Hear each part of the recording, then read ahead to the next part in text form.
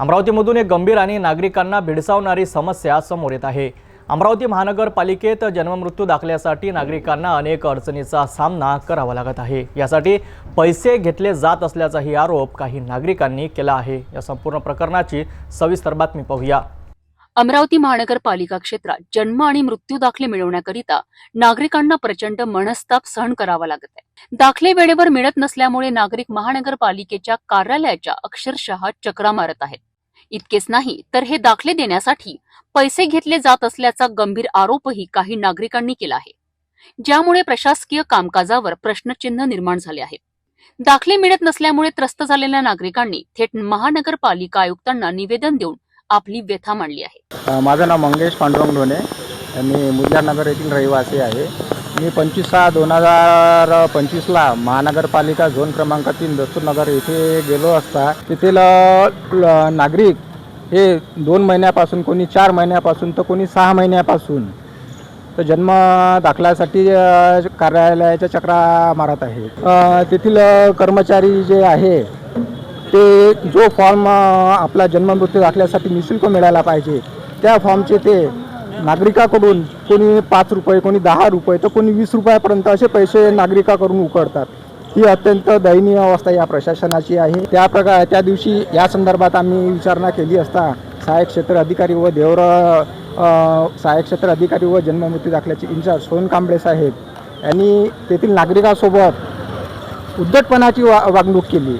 या तक्रारीनंतर city न्यूजची team भाजी बाजार येथील जन्ममृत्यू दाखले देण्याच्या ठिकाणी पोहोचली।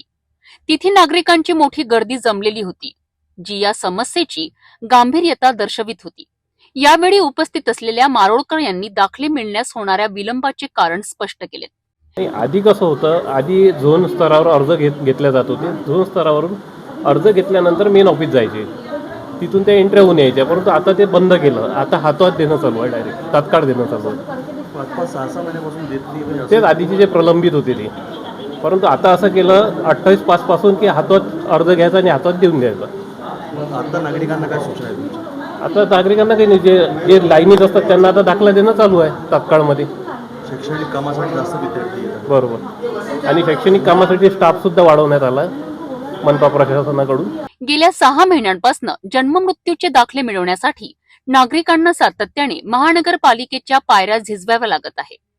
केवळ सामान्य नागरिकच नव्हे तर शैक्षणिक क्षेत्रातील विद्यार्थ्यांनाही यामुळे मोठा त्रास सहन करावा लागत आहे, कारण त्यांना वेळेवर दाखले मिळत नाही। आम्ही अंजनगाव सुर्जीमधून आलेलो आहे, एवढ्यातून आलो, 11 तारखेला पण आलतो, आज पण आलेला आहे। आणि आम्ही अर्ज टाकलेला, आम्हाला खूप अडचण चालली आहे आणि त्याच्यामुळे आम्हाला किंवा गर्दी किंवा आम्हाला येऊ देत नाही, किंवा तुम्हाला लाईन लावून आम्ही 10 वाजता पण बसे लाव। यहाँ पर हम रोज़ाना चक्रा मार रहे और ये ऑफिस वाले लोग एक ही एप्लीकेशन ये सबमिट करो। अब हमारे 2-2, 3-3 बच्चे हैं और जो बीमार है, अब वो कहाँ से आएंगे? इसलिए हमारी गुजारिश है कि जितने भी एप्लीकेशन हम एक आदमी दे रहा उसका एक्सेप्ट करो आप।